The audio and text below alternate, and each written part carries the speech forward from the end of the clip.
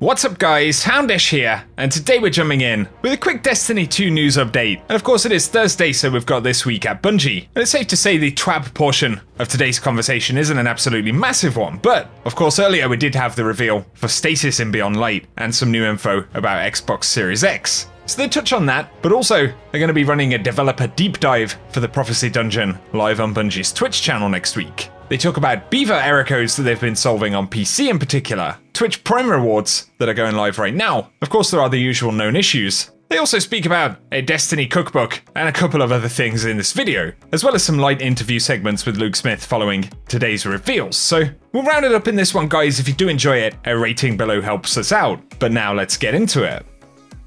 Firstly, today, Bungie did show off a bunch of new gameplay for Beyond Light running on the Xbox Series X, and we saw a bunch of Stasis gameplay. We got the new detail that Stasis will allow platforming, freezing of enemies, and a bunch of other abilities, which is really cool. In addition though, we did also see the new exotic that Bungie have teased in the trailer. According to their website, one that we're going to find on Europa. However, Luke Smith did give some extra insights on the Summer Game Fest Game Awards show, speaking to Jeff Keighley, so at the end of the video, I'll run some interview segments if you want to check any of them out. But also in this week at Bungie, they have links for the reveals and details about the Xbox release, the technical stuff, so you can check those out in the description below if you like. Moving on to the rest of Twab though, Bungie say they're going to be doing a deep dive of the Prophecy Dungeon, so most of our fresh content doesn't end up on our streaming channels, so it's time we got back to our old antics.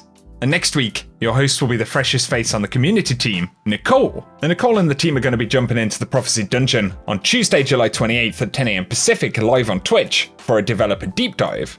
They say come watch us play our own game and tell you stories from its creation on the development floor. Learn more about our inspirations and motivations as we share snapshots from when it was just a work in progress. And so that'll definitely be something cool to tune into if you're interested. However, also in Twab, they speak about Beaver error codes, and so Bungie say that in the past week, Valve identified hardware configuration issues with 4 relays in their Chicago, Virginia, Stockholm, and Dubai data centers. And the affected relays were unable to send traffic to one other relay in the same data center.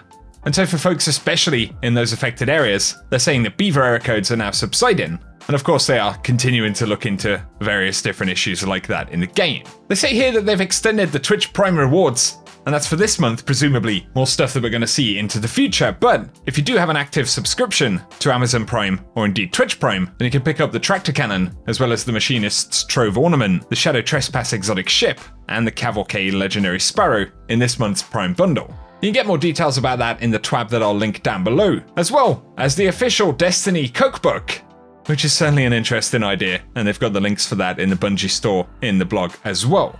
For known issues in the game this week though, newly added items include that players can't see their responses in chat on PC anymore, but also that the Duress and Egress lawbook may disappear if the triumphs aren't claimed. The Southpaw controller scheme doesn't allow for sparrows to boost, and the high energy fire Dawn mod doesn't allow Consumed with the Light to stack twice when the Stacks on Stacks Dawn mod is equipped. So that really does it for the main kind of Twab portion right here. Next though, a couple of interesting things to round up.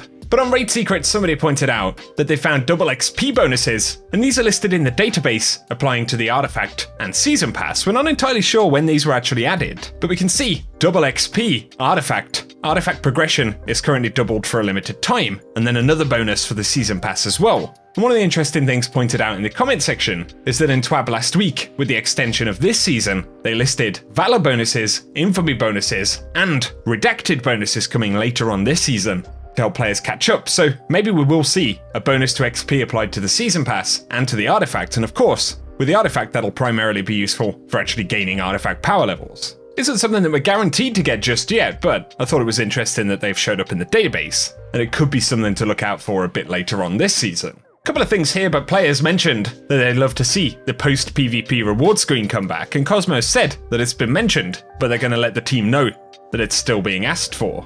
And so it could be a future update potentially if we're lucky. And in case you've experienced any issues with these mods, Cosmo also said that he's going to look into reports of problems with the Sustained Precision and Swift Charge mods, which of course are seasonal mods we can get at the moment. And occasionally upon loading into activities, players are having to unequip and re-equip them to actually get them to work. So if it is an issue you've experienced, it's something else that Bungie are going to look into. But here we are going to end the video with some interview segments between Jeff Keighley and Luke Smith. No kind of absolutely massive reveals or anything like that, but following the Stasis gameplay reveal today, We get a few more insights about Bungie working from home, some of the stuff that they're looking at for the future, and things like that. So if you want to check those out, I will run them out right here. But otherwise, for now, that's everything we have to speak about in this video, guys. So as always, I hope you have enjoyed this one. If you have, a like rating down below is very much appreciated, but also be sure to get subscribed if you are new to the channel. We're going to have a lot of Destiny 2 news, reveals for Beyond Light, and of course content drops later on this year, so I'll be keeping you posted right here, and you can turn on notifications if you don't want to miss out on anything. But otherwise, thanks as always for tuning in,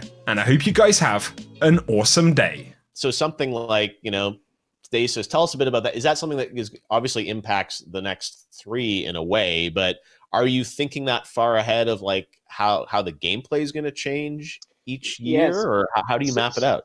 Yeah, so even with something like Stasis, like we're going to launch kind of a bunch of the player side of the abilities for Stasis this fall, like the, you know, encase, freeze, shatter, like that's going to enter Destiny, and then over the course of the rest of the year, we're going to continue to add more. Like the creatures are going to gain access to it in a way that they won't have it at the start. Like you're going to fight creatures, obviously wielding it in the beginning, but it's not going to be, you know, it's going to proliferate throughout the game, this ability to freeze, be frozen, etc. And then we look at our overall plan and we think about, you know, right now we're obviously, you know, ideating, you know, early thoughts on what players are going to get to do next. You know, that's a place where for us, we like to start thinking about it because we're trying to make awesome, fun toys for people who've been building their Guardians for, you know, maybe 1 year, maybe 3 years, or maybe they've been with us the whole time, and it's been since, you know, 2014. So we usually start from a place of, you know, what's awesome that we can give the player.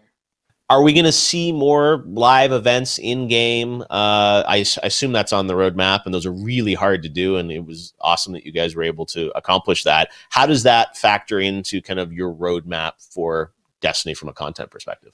So I think live events like that, like the Almighty event, was an awesome test for us. Like what we want to do is when we're going to load up and point the guns like that at a target, we want it to be when it can be maximally impactful. Like I don't think that's the type of thing we would do every season. Like we certainly aren't, you know, aren't a game like Fortnite. We're not going to have Travis Scott show up in the game. Like it's just we're different. What we've been talking about doing is how can we make events that bring players together that are uniquely Destiny, and what are those things? And so I think over the coming years we're going to keep evolving that. I wanted to ask you this before we go, like development, you guys had to push back a couple months. Like, do you feel confident now that like you're able to figure it out? It's just taking a little bit longer. Is that right? Yeah. The extra time is awesome for us and the team, and you know we are.